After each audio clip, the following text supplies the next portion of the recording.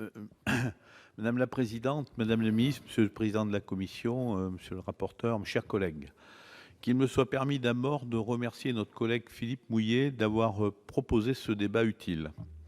30 millions pour le financement des personnes handicapées, 11 de l'État, 8 des départements et 11 pour l'AAH. En 2005, la loi sur l'égalité des droits et des chances, initiée par Jacques Chirac, affichait l'ambition d'offrir aux personnes handicapées un monde plus ouvert, plus accessible.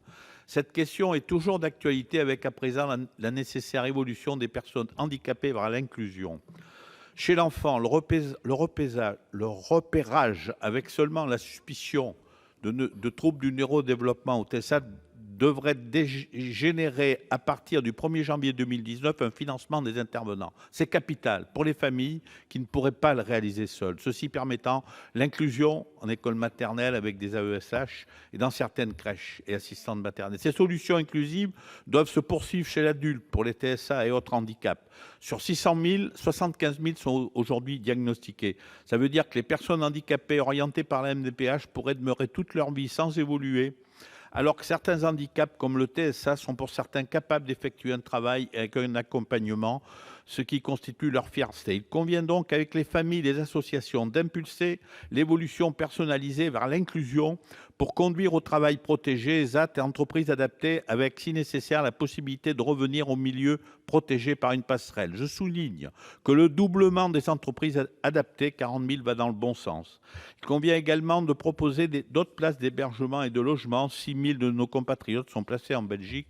Le maintien à domicile doit être également encouragé et financé avec l'aide des aidants et l'accès aux soins prévus dans le PLF 2019 et le logement adapté. Il convient aussi de s'inquiéter sur la situation des personnes handicapées vieillissantes. Il peut être nécessaire d'envisager une orientation en femmes ou unité spécifique en EHPAD. Madame le ministre, 3 principes pour moi réalisés: repérer tôt, traiter, accompagner davantage vers l'inclusion l'enfant et l'adulte, améliorer le maintien à domicile et se préoccuper des handicapés vieillissants. Tout cela nécessite toute l'ambition, des financements indispensables augmentés de l'État, une parfaite synergie et engagement de l'État avec les conseils départementaux afin d'ouvrir et de rendre la nation accessible aux personnes handicapées.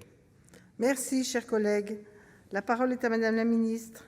Merci Madame la présidente, monsieur le sénateur. Beaucoup de sujets dans votre question. Si vous me permettez, j'aimerais faire une réponse un peu plus ciblée sur les personnes handicapées vieillissantes. Aujourd'hui, il est vrai que c'est un peu double peine pour elles. Quand elles arrivent à 60 ans, si par exemple elles étaient en ESAT, elles doivent en même temps quitter leur logement, quitter leur travail, parce que souvent le foyer est lié à l'ESAT. C'est vraiment très préoccupant et aujourd'hui la seule offre parfois qu'on leur fait, c'est un EHPAD, avec une différence colossale d'âge, de 60 ans à 80-85 ans.